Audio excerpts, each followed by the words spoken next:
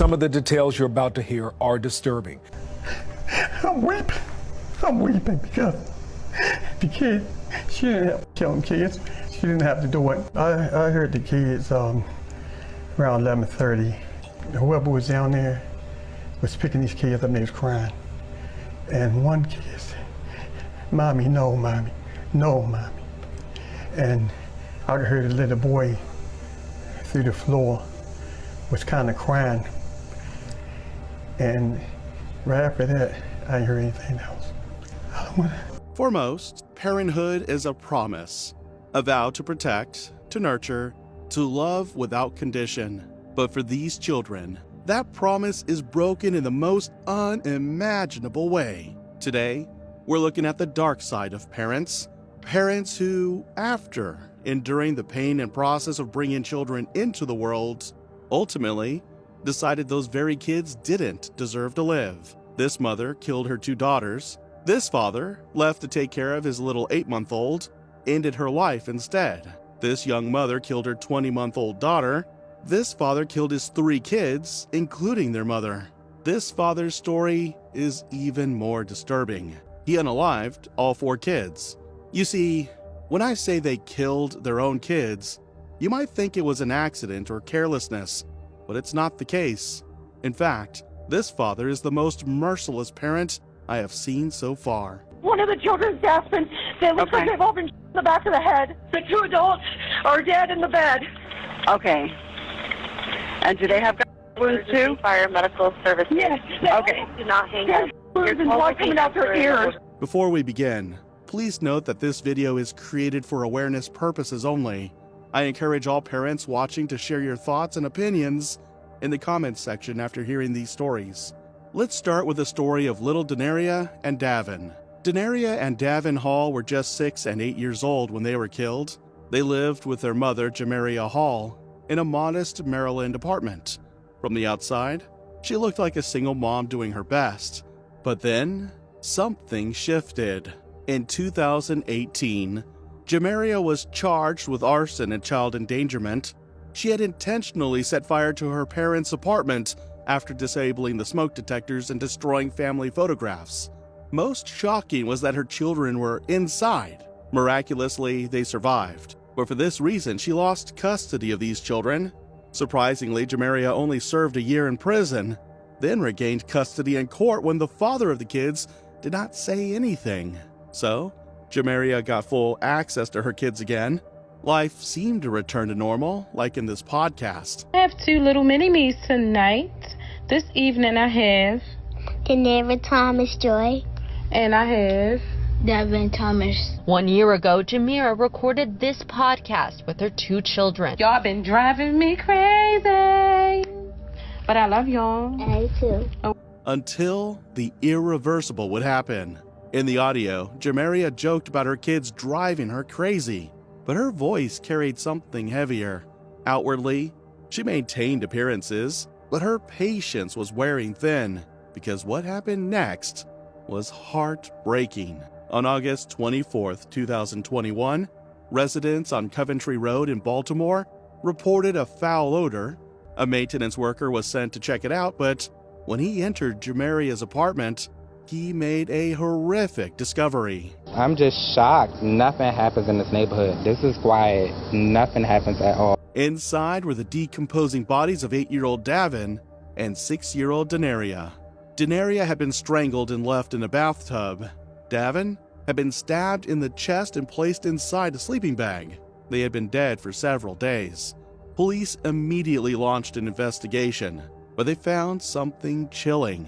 On August 19th, 5 days earlier, neighbors revealed that they had heard screams coming from the apartment. These details in this document are horrific. It details how the children were found and that neighbors heard screams. What it doesn't say is why. Why these children? A question that remains. That's what a neighbor told police. They heard 6-year-old Denaria screaming from inside her home in southwest Baltimore August 19th, according to these court documents. The little girl and her brother Davin found dead inside the apartment 5 days later. 2 children now gone, according to police, at the hands of their mother, Jamira Hall. Her charging documents detailing the shocking and disturbing details surrounding their murders. One neighbor also shared seeing Jamaria discard her children's beds just before the killings. All this information didn't make any sense until it did. Jamaria Hall became the prime suspect, but she had vanished. Detectives tracked her through surveillance footage and digital records. She'd taken an Uber to Baltimore County. On August 25th, she was arrested. However, Jamaria would shock investigators. She didn't deny anything. She confessed, calmly and directly, to killing both children. Detectives were left stunned, but it was only the beginning. She had lied to her mother, claiming the kids were with their father, but when police spoke to him, he said he hadn't seen them. He also described Jamaria's recent behavior as erratic. He had seen her yelling at no one on the street, possibly intoxicated, unstable. Jamaria was charged with 2 counts of first-degree murder, among other charges, after the 2018 arson. Many question how a mother with a violent history was allowed custody again. They should have furthered the investigation because you set your own house on with your kids in it. So CPS should have took my opinion, CPS should have took the kids right away. The Maryland Department of Human Services remained silent, citing confidentiality laws. But this case became about more than one crime. In 2022, Jamaria claimed she had experienced a psychotic break. She argued that delusions and hallucinations drove her to murder, but mental health experts disagreed. A mental competency evaluation was ordered for her. They said she was not psychotic and believed she had faked symptoms. Still, her defense insisted she needed psychiatric care, not prison. She remained in a state-run hospital while the court weighed her mental state. Then, in April 2024, nearly 3 years after the killings, Jamaria pleaded guilty to murder and child abuse, but continued to claim she wasn't criminally responsible. Inside her apartment, investigators found a letter. In it, she described custody struggles and emotional despair, but investigators found evidence she planned to burn the apartment after the murders. Prosecutors saw this as proof of premeditation. The defense, on the other hand, claimed it showed a woman spiraling into mental collapse. And then, by June 2024, the court made its final decision. Based on expert testimony, Jamaria Hall was found not criminally responsible. She was ordered to remain in a psychiatric hospital indefinitely. Now, do you remember this man I said was the most merciless father? This is what he did to his daughter. A very disturbing story involving the father of a 9-month-old baby girl. Investigators say that father is charged in her death as well as sexual assault. Just a warning, the details of this case are difficult to hear. 8-month-old Savea Mason was born on December 7th, 2019, to Eunice Mason and Luis Luna in Houston, Texas. Savea was cherished, especially by her mother, whose past choices in men often followed a pattern, drawn to danger over stability. Luis Luna fit that pattern. He was charming, edgy, and intense. Their relationship at first was magnetic, fast-moving, passionate.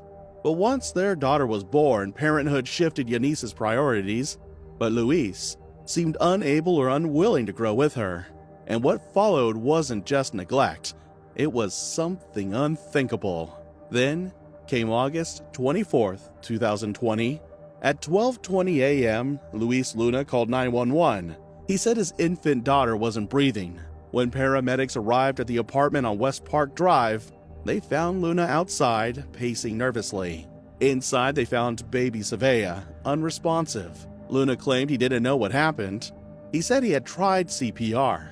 Savea was rushed to the hospital, but despite every effort, she was pronounced dead shortly after arrival. What came next stunned everyone. Doctors examining Savea found bruising on her neck. Her wrists had deep, raw marks, too severe to be accidental. The injuries were unmistakable. This wasn't an accident. It was violence. An autopsy confirmed their worst fears. Savea had been strangled. She hadn't simply stopped breathing. She had been murdered. and the only adult with her that night was her father. Luna, when questioned, claimed innocence. He said he had placed Savea in her car seat to sleep, near his air mattress on the floor.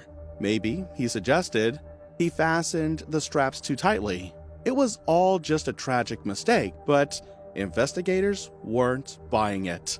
His demeanor was flat. No tears, no panic, no visible grief. Detectives noticed how rehearsed he sounded.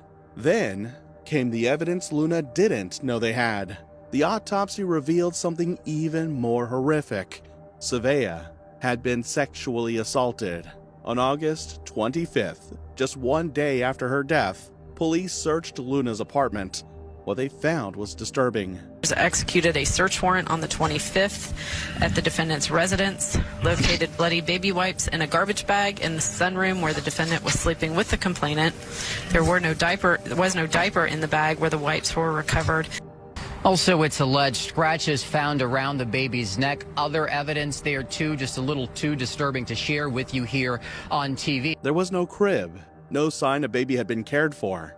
Just an old air mattress, a baby car seat, and trash.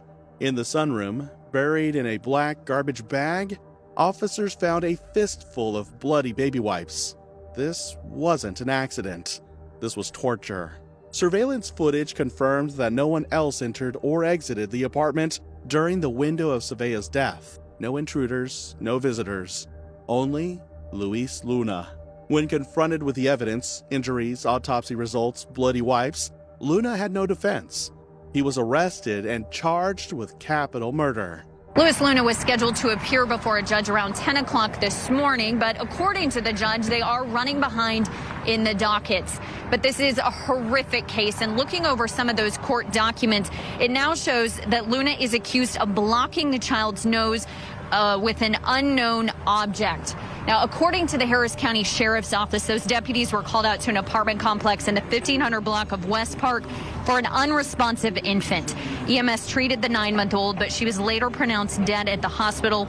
And according to the Sheriff's Office, they say that an autopsy revealed that she had been sexually assaulted and died due to asphyxiation. Now, homicide investigators say that the baby's father, Luis Luna, is accused of her murder, and he has been charged with capital murder. Again, he is set to appear before a judge this afternoon. The horror for Yanis was unexplainable. She had trusted Luna, believed he could care for their daughter. Now, she had to face the truth. But where was Yanis when all this happened? It turned out that despite their breakup, she and Luna had maintained a shared routine. So on August 21st, she had dropped Savea off for a planned visit. She was supposed to pick her up that evening, but she didn't. Not that day or the next. 3 days passed. During that time, Savea remained in Luna's chaotic apartment. Luna didn't live alone. He shared that apartment with 3 other men.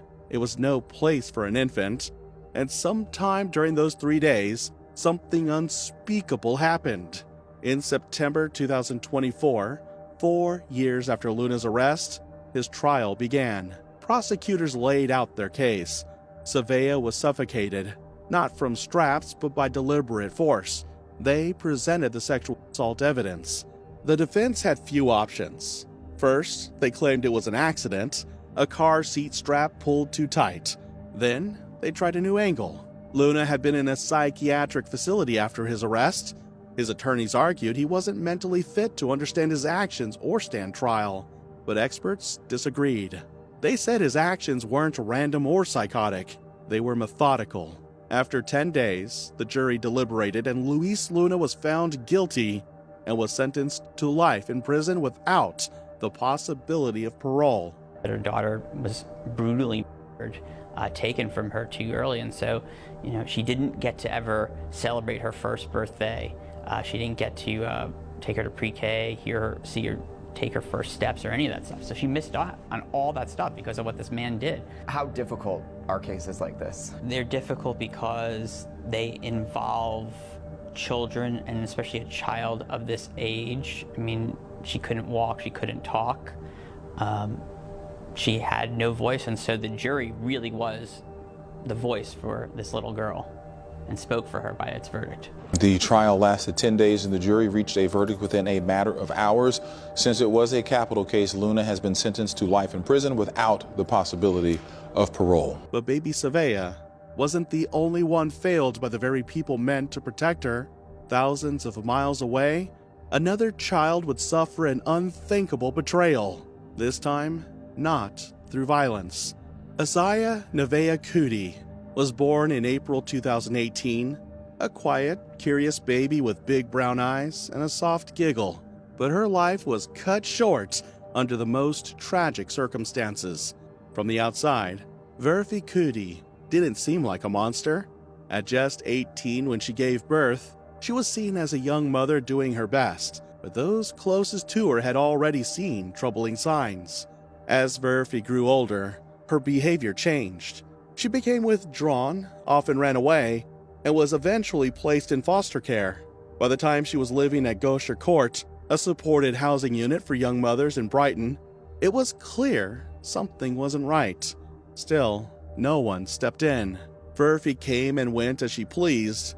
Once she was even brought home too drunk to walk, but to many, she was just a teen under pressure. Soon, she'd grow into her role as a mother, but then the worst would happen.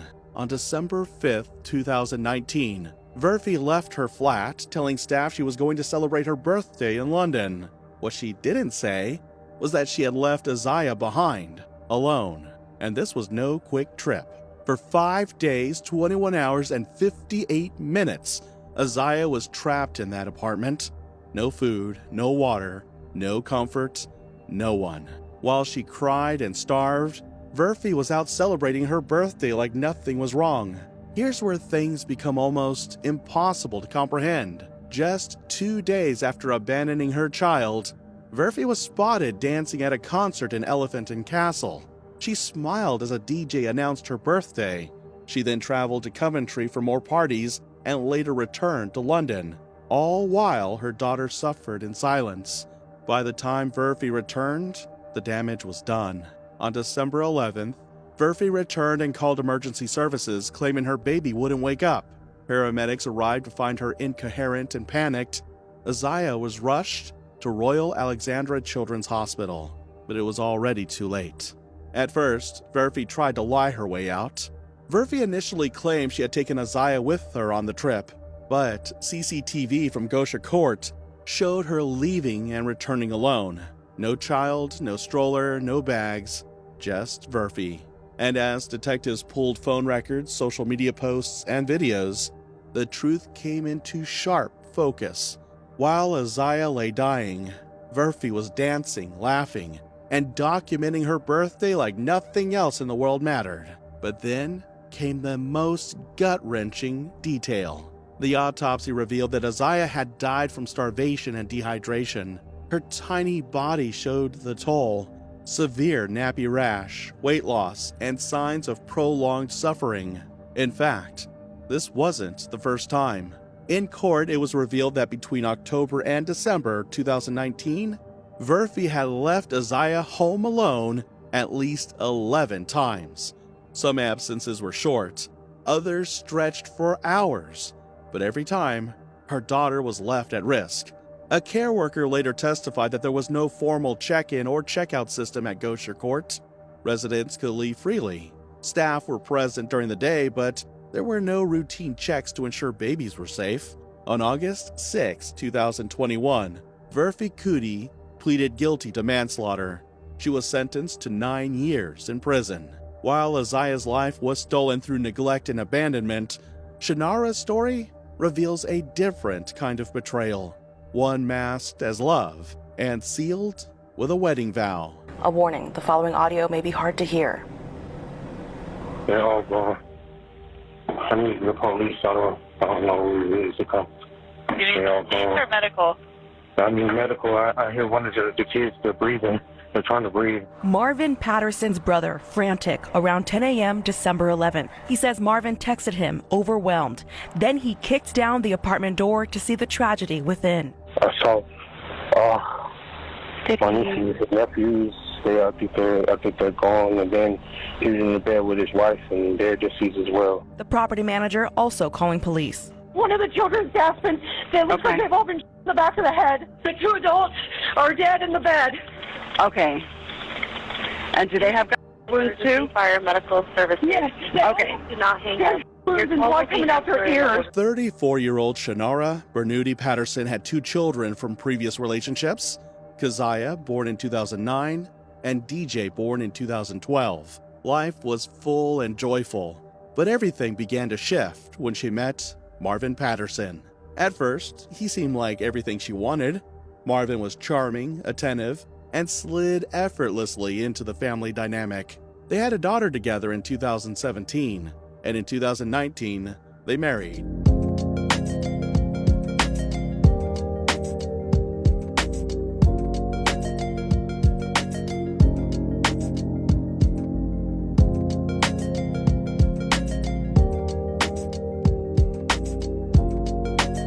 Her father, battling cancer, walked her down the aisle. It was a beautiful moment. But Shannara didn't know Marvin was hiding a horrifying truth. In October 2022, that month, Marvin was arrested, and Shannara's world fell apart. Authorities revealed he had been under investigation for a string of child sexual abuse allegations dating back to 2013.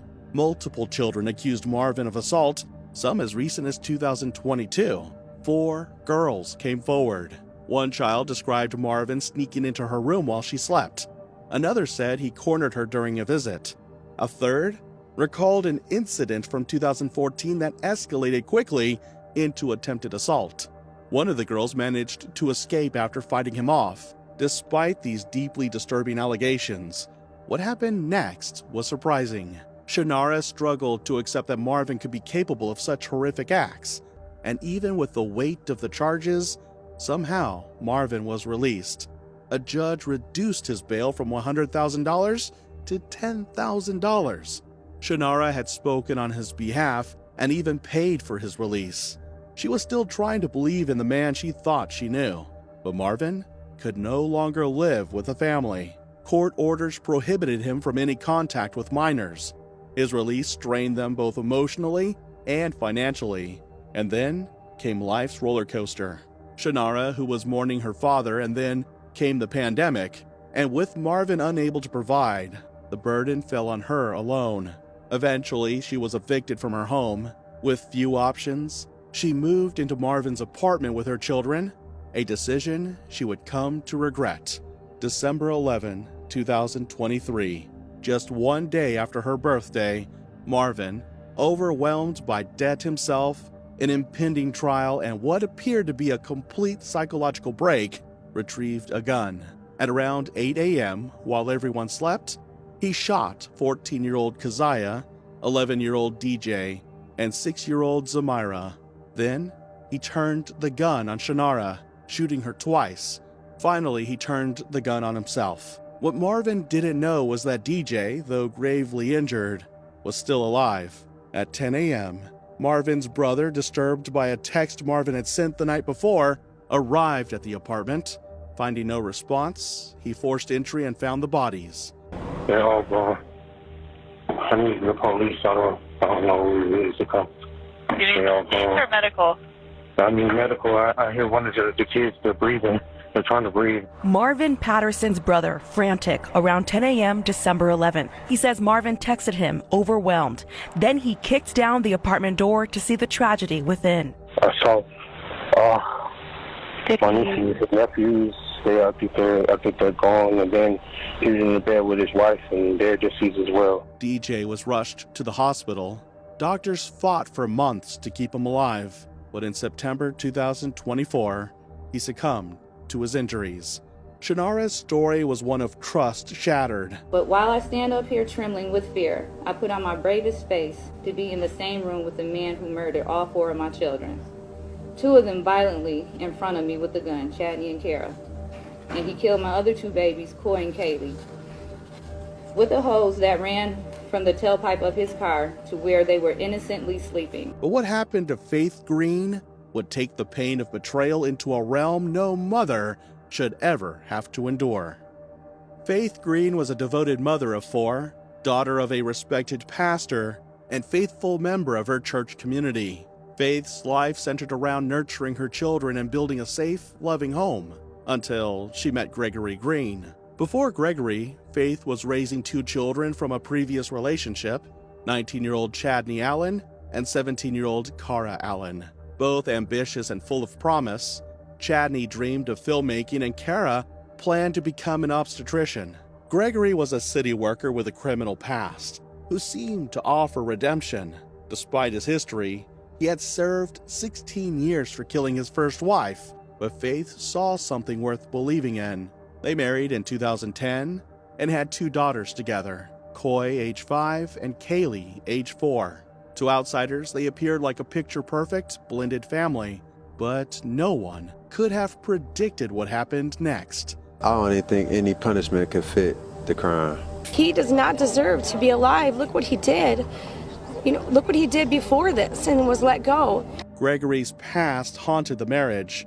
Faith had filed for divorce twice and sought protection orders, describing his threatening behavior and unpredictable temper. Still, without clear physical abuse, the court denied her requests, and those failures would breed a tragedy no one was prepared for. The one thing that I didn't realize at the time that I found out after is when you're preparing to leave, that's the most dangerous time, which I knew I didn't even know, and in my mind, I'm just like, well, I'm just preparing. I just want to save money so I can just, get my kids out of there and just get our own place. On September 21st, 2016, at 1:30 a.m., Gregory calmly called 911, saying he had killed his family and would be waiting on the porch. When officers arrived at the home on Hip Street in Dearborn Heights, they found Gregory seated outside. Inside, they discovered a scene of unspeakable horror. Faith was alive, barely. She had been gagged, zip-tied, slashed across the face, and shot in the foot. Worse, she had been forced to watch Gregory murder their children. He shot Chadney and Cara execution-style in front of her. Then he poisoned Coy and Kaylee in the family car using carbon monoxide. Once they were dead, he carried their bodies back inside and posed them in bed as if asleep. What investigators found next was chilling. Gregory had planned it all. A week earlier, he purchased piping from Home Depot to carry out the poisoning. He acted with calculation and cruelty. Faith survived and was rushed to the hospital. As the investigation unfolded, details emerged that deepened the tragedy. This wasn't Gregory's first rodeo. In fact, history was repeating itself. In 1991, Gregory stabbed his first wife, Tanya Green, who was 6 months pregnant, killing both her and their unborn child. After pleading no contest to second-degree murder, he served 16 years before being paroled in 2008. His parole was even supported by Faith's father, Apostle Fred Harris, who believed in forgiveness. Faith's father had written letters on Gregory's behalf, believing in rehabilitation. He welcomed Gregory into his church and family. That trust would end in betrayal. And so, the man who once earned a second chance destroyed the family of the man who helped him. Parole records painted Gregory as a model inmate, few infractions, steady work, and positive reports. He completed rehabilitation programs, yet none of it erased the violence he was capable of. In 2017, Gregory pled guilty to 4 counts of second-degree murder, torture, assault with intent to do great bodily harm, and firearm charges. The court accepted a plea deal to spare Faith the trauma of a trial. He was sentenced to 47 years. Let these stories be a reminder. Red flags matter. Protection orders matter. Believing survivors matters. If you live in a community and something doesn't feel right, say something. Whether it's a neighbor, a friend, or a stranger, you could be the voice that changes everything. These were how 5 parents killed their own children. Let me know what you think in the comments section below. Here are a few more videos you might like.